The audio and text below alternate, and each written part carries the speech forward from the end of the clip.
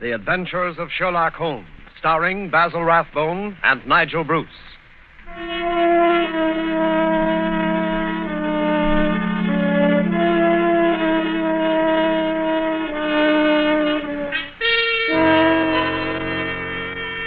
The makers of Grove's bromoquinine tablets bring you another adventure of Sherlock Holmes, with Basil Rathbone as Sherlock Holmes and Nigel Bruce as Dr. Watson.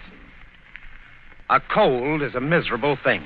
A cold may become a dangerous thing. Even a so-called light cold can take a serious turn. Be prompt, be decisive in your treatment of a cold. At the very first sign of a cold, take Grove's bromoquinine tablets. Bromoquinine tablets quickly check the symptoms of a cold, quickly relieve the distress of a cold. They give you speedy results, which are very important. Don't monkey around when you can get such a dependable preparation as Grove's bromoquinine tablets. And now, here we are again on our usual visit to Dr. Watson. He's waiting for us in his study, a cheerful blaze crackling on the hearth. I'm very relieved to see you, Mr. Manning. Hasn't the weather been atrocious today? I was beginning to wonder if you'd be able to get here tonight through all this fog. Yes, it certainly is what you Londoners call a regular pea super. Yes, indeed. It reminds me of the adventure of the missing submarine plans. A case that was solved in the underground. Underground? What you Americans call a subway. Yes, but what has a solution in a subway got to do with a foggy night? Well, you see, the affair started in weather exactly like this. It was the third week in November, the year 1895, to be exact. On Monday, a dense yellow fog had settled down upon London. On Thursday, it was still there, thicker and murkier than ever. At first, Holmes had turned his nervous energy to cross-indexing his huge reference books. But when, after pushing our breakfast chairs back for the fourth morning, we saw the greasy brown swirl still drifting past the windows, Holmes's patience snapped.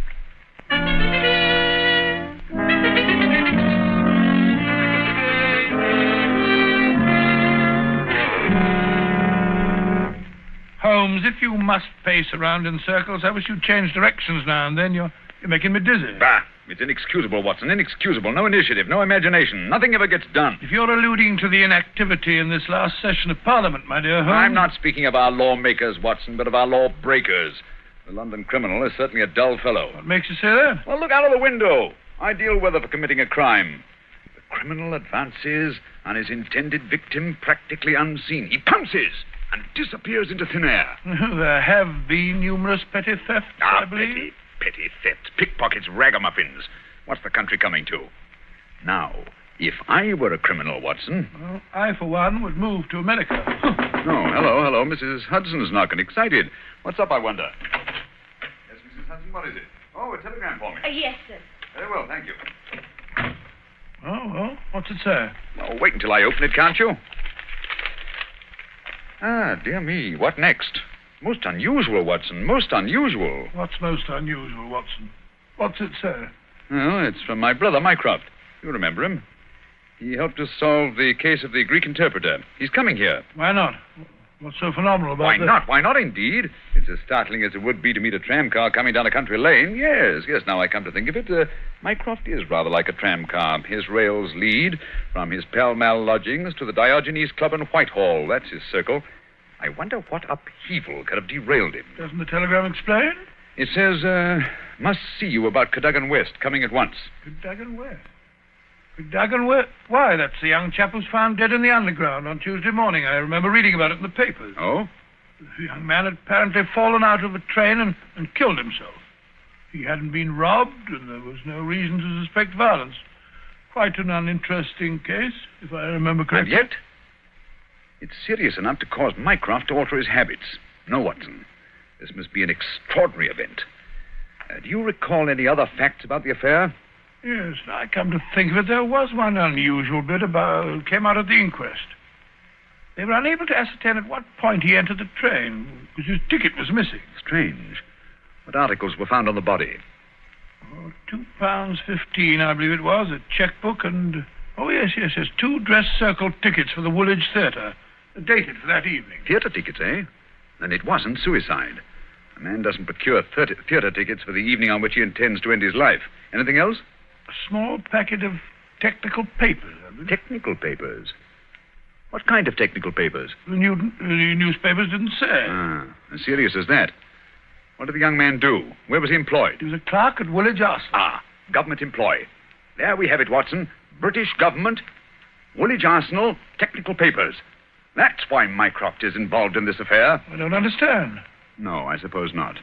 Watson, have I ever told you what Mycroft is? Your brother, of course. Oh, no, Watson. Do you have to be so dense? I mean, do you know what he does? I seem to have some vague recollection that you once told me that he'd held some small office under the British government. It would be more accurate to say, in a way, that he is the British government. What? His position is unique. He made it for himself.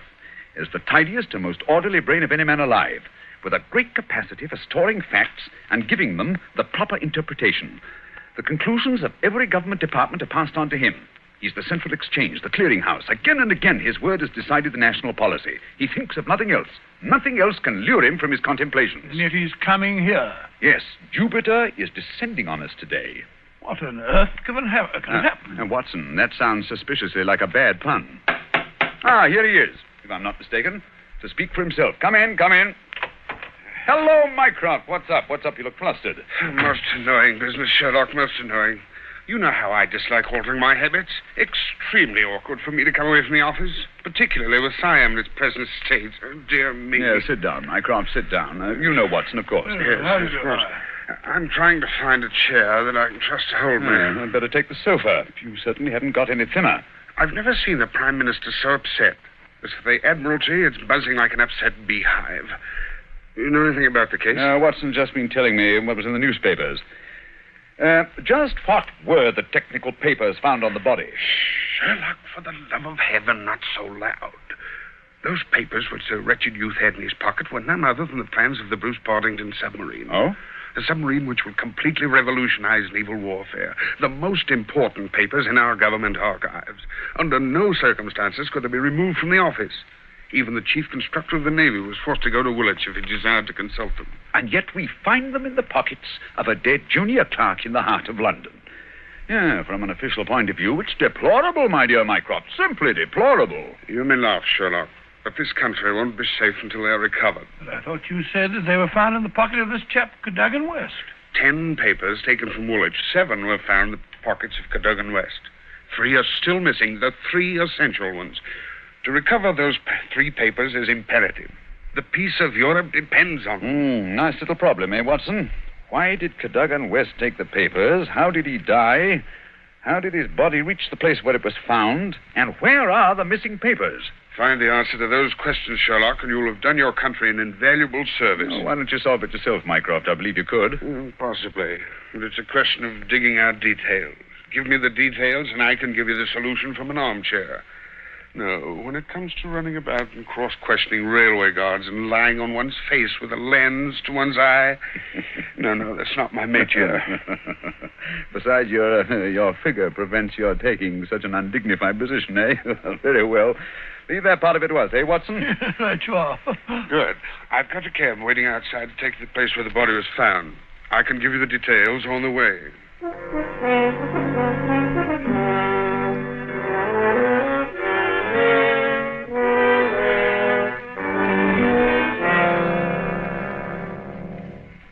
Now, Mycroft, who was the official guardian of these famous papers? No less a personage than Sir James Walter, a gentleman who's grown grey in the service. His patriotism is beyond suspicion. A bachelor, if I'm not mistaken. Lives with his brother. Yes. He was at the house of Admiral Sinclair at Berkeley Square during the whole of the evening when this accident occurred. The Admiral vouches for him. He's one of the 2 who have the only keys to the safe. And his key was with him all evening? Right. His key, the key to the building, and the key to the room. Who was the man with the other key? The senior clerk, Mr. Sidney Johnson. Man of 40, married, silent, morose, with an excellent service record. Any alibi?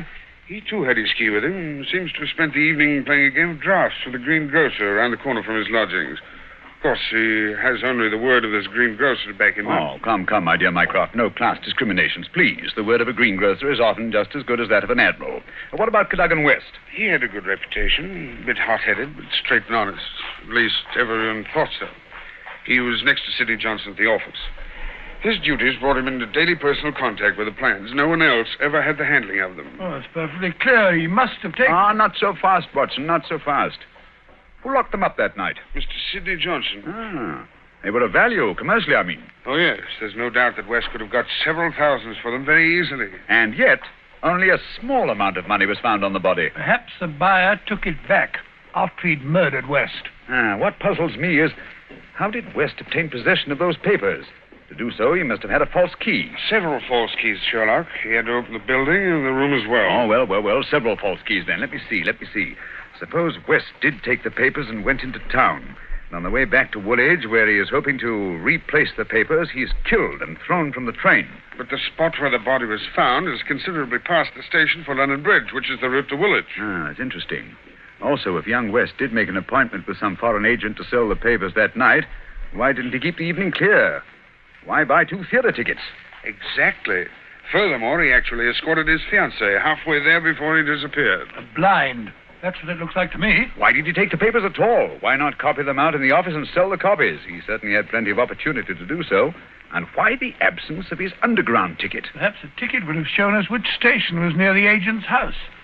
So the murderer destroyed it. Good, Watson. Very good. And yet, I wonder... Well, here's the underground station. The railway authorities have sent a man round to show the exact place where the body was found. You won't change your mind and come with us? Well, crawling round that black hole on my hands and knees, not very likely. Well, I shall expect a report on your efforts this evening. Never expect too much, Mycroft. Never expect too much.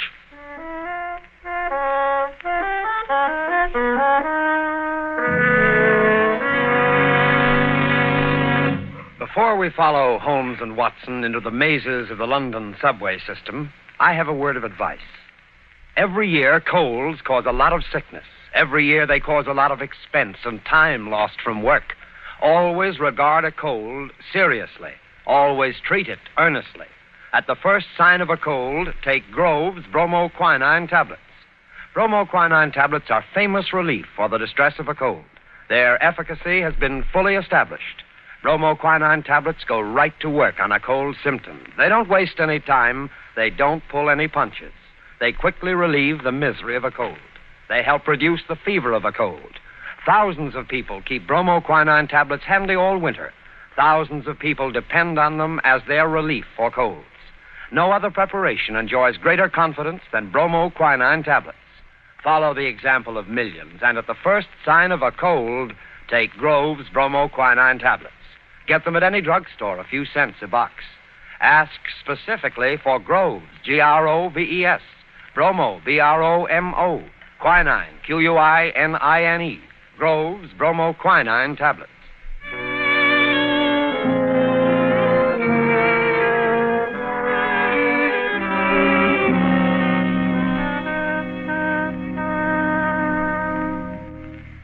This way, sir. Step right along the tracks. But it isn't safe.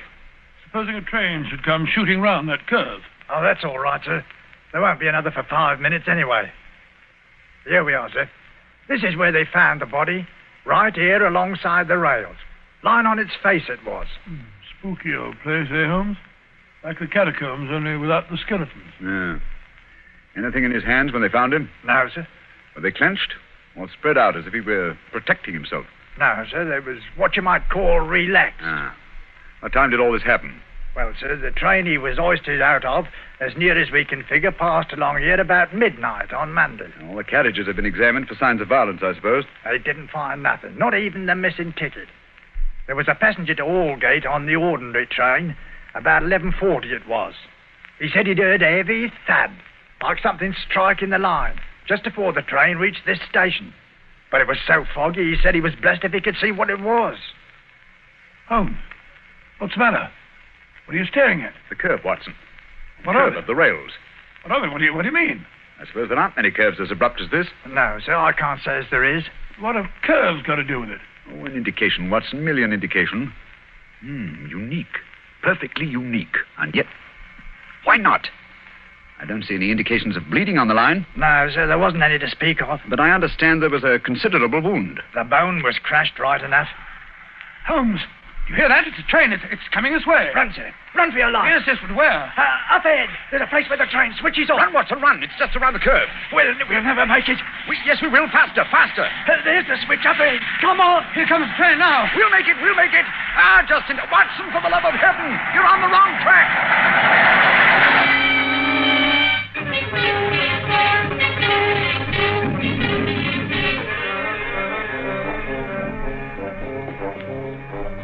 Well, that was a narrow escape, Holmes. I must say my knees are still shaking. Look at the shoulder of my coat where you pulled at me. Lucky thing for you that I did. Where are we off to now in this fog? Yes, it's a nice afternoon. Suppose we pay a few calls.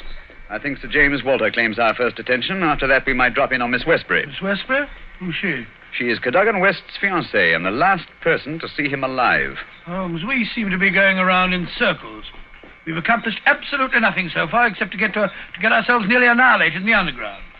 After all, it's perfectly obvious that the young man had a quarrel with someone, in all probability the agent, to whom he sold the papers, and got himself thrown out of the railway carriage for his pains. I disagree with you, my dear Watson. His body fell from the roof of the carriage where it had been placed.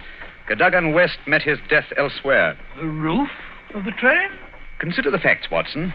A, the curve in the tracks. The body is found at a spot where the train pitches and sways as it comes around the points.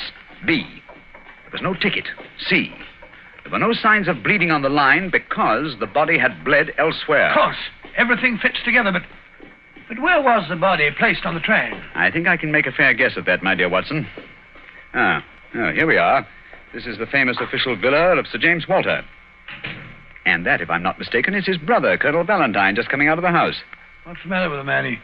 He looks positively haunted. Oh, pardon me, Colonel Valentine, but can you tell me if Sir James is at home? Sir James, sir? Sir James is dead. Good heavens, dead? He died this morning. It's terrible. Terrible.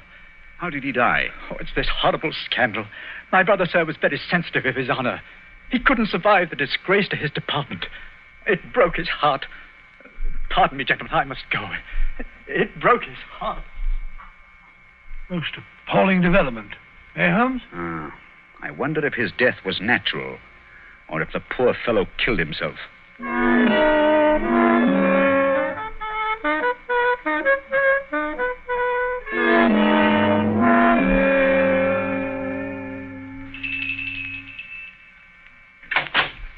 Yes? Will you tell Miss Westbury that Mr. Sherlock Holmes would like to see her? Oh, please come in, gentlemen. I'm Violet Westbury, Mr. Holmes. I've been expecting you ever since I heard you had taken the case. Please be seated. Well, thank you. Oh, Mr. Holmes, we must save his good name. He couldn't have done it. Cadogan was the most chivalrous, patriotic gentleman on earth. He couldn't have done it. He would have cut his right hand off rather than sell a state secret. But the facts, my dear Miss Westbury. I admit I can't explain them. Was he in need of money? No, Mr. Holmes. His need was simple and his salary very good. He'd saved several £100. We were to be married at the new year. I see. Had you noticed any signs of mental excitement? Why, well, that is... Come, Miss Westbury, be frank with us. Yes, Mr. Holmes. That night, I had a feeling that there was something on his mind. Mm-hmm.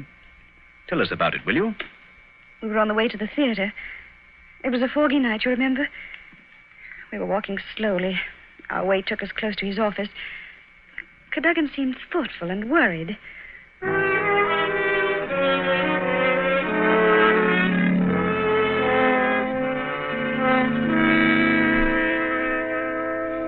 Darling, what's the matter? You haven't said a word for the last 5 minutes. Have I said or done something? Of course not, silly. It's just that I've got something on my mind. Oh, why not tell me about it? Perhaps I can help. It's no use, Vi. It's too serious for me to talk about, even to you. You know, sometimes, Caddy, I feel just the least little bit jealous of that old job of yours when you're cooped up in that building all day. Oh, now you're not going to be jealous of the building. Well, not really. But it is funny to think of a husband having secrets he can't tell his wife. Mighty important secrets, I can promise you. There's one in particular that any foreign spy would pay good money to get hold of. How thrilling. Well, I don't know. They're awfully slack about some things over there in that building, Violet. Much too slack. It would be too confounded easy for a traitor to get his hands on those plans. What plans? Never mind, darling. I guess I'm getting a bit melodramatic. But there's something been worrying me. Hello, what's that? What's what? Over there, that shadow moving along the side of the building. It's a man. So that's it.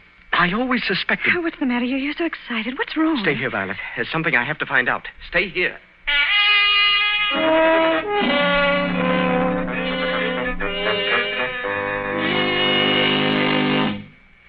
I waited and waited, but he never returned. Oh, Mr. Holmes, if you could only save his honor, it meant so much to him. We shall do our best, Miss Westbury. This shadow, this man moving along the building. Did you see it, too? I think I did, Mr. Holmes. But the night was so foggy, I can't be sure. But there must have been a man. Another man. It couldn't have been Cadogan. Surely character goes for something. Let us hope so. Come along, Watson. We must return home. I'm expecting an answer to some telegrams I sent Mycroft early this afternoon. We've done enough for one day.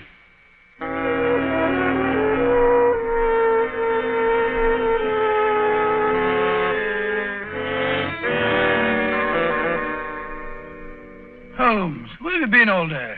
You left this morning before I was up. Now you've come home with your towel awry, your suit torn, and as ravenous as a wolf. Yes, I've had a bit of exercise, my dear Watson. Pass me the tongue, will you? It would have done you good to go along. Yes, well, what were you doing? Investigating the premises inhabited by foreign spies known to have been in London on last Monday. Mycroft sent me a list of them.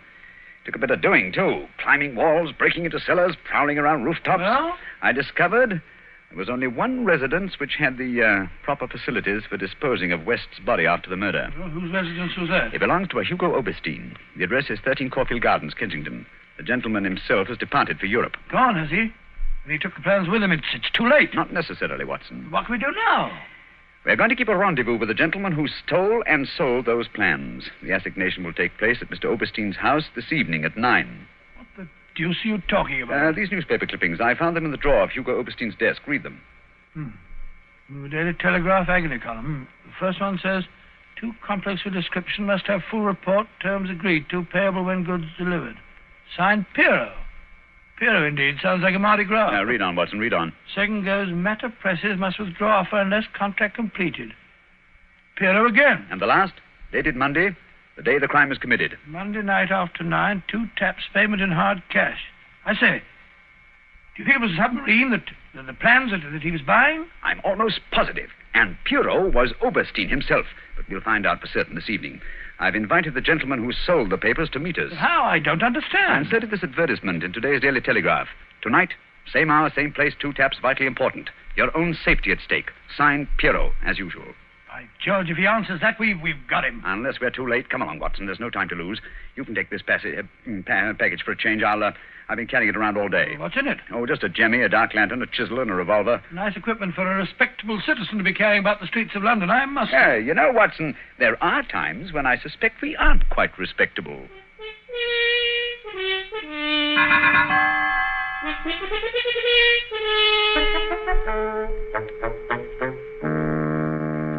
Here we are. This is Caulfield Gardens. Thank heavens, it's still foggy. I shouldn't like to be caught in the act of housebreaking. Yeah. Over this wall, Watson. There's a window we can easily pry open in the back. Scale that wall? Come on, hurry up. There's no time to lose. Here. I'll give you a boost. Come on, up you. That's it. Look out, here I come. I must say, Holmes, you're as agile as a cat. It's uncanny. This is the window. Light the lantern and give me the jemmy. 1, 2.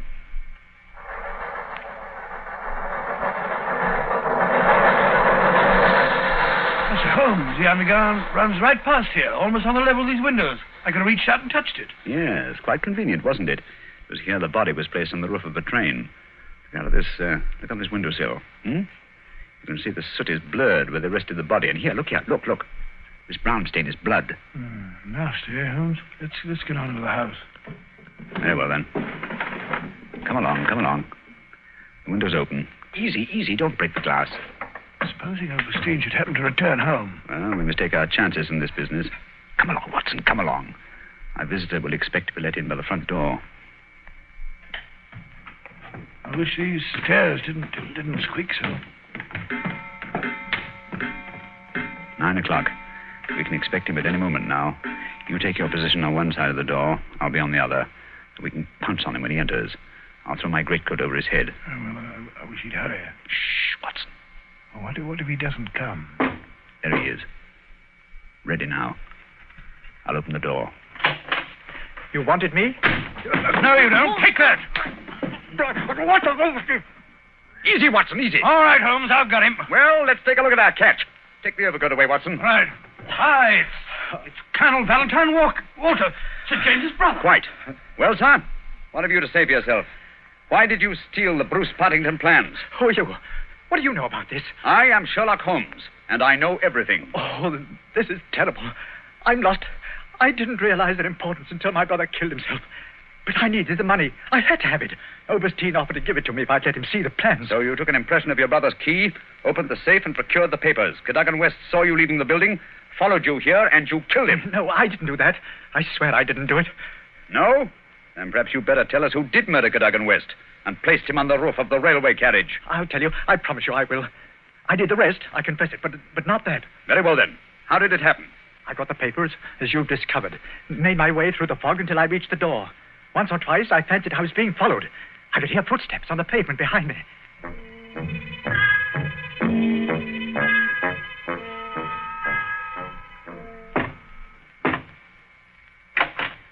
Colonel Walter? Yes? You have the papers? Yes. Let me in, quick. I think someone's been following me. Yes, it's me. You can't do this, Valentine. It's treason. Corey, do you hear? No, you can't sell the papers. Papa Oberstein, he knows how to use a blackjack, eh? You've killed him. So? It's murder. I'm going to get out of this. Oh, no. I think different. You will come in here if you do not wish to taste a blackjack, too. But but... That is better. Oh, what can we do? They'll find the body. I have an idea. First, I look at those papers. I take the ones I want, and the rest we put in the pocket of this foolish young man. And then we give him a nice ride on top of the underground train, no? He will be the guilty one. Who will ever know?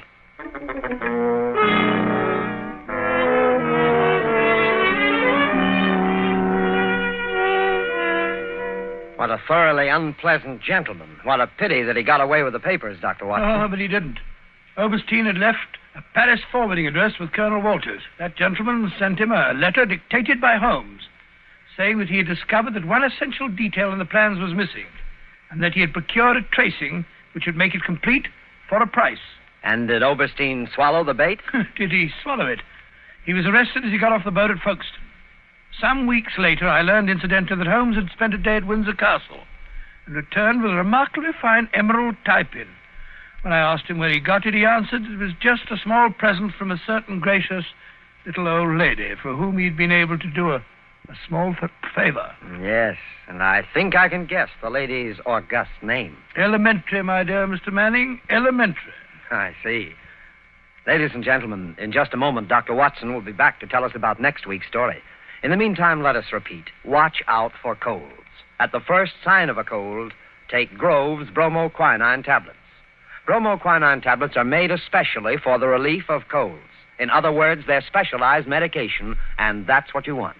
Yes, at the very first sneeze or sniffle, go right to your druggist and get a package of Grove's bromoquinine tablets. Now, Dr. Watson, next week? Next week, I think I'll tell you the story of the lion's mane. The lion's mane. What was that, Dr. Watson? Well, the answer to that question, Mr. Manning, almost stumped Sherlock Holmes himself. Suffice it to say that they were the last words gasped out by a dying man as he lay writhing in agony on the sands of the Sussex coast.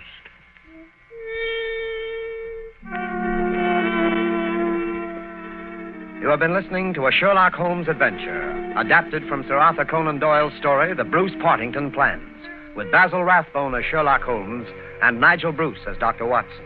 The dramatization was by Edith Miser. This program is presented from Hollywood every week at this same time by the makers of Grove's bromoquinine tablets.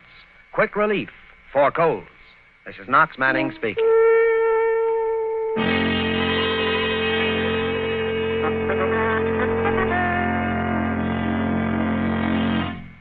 This is the National Broadcasting Company.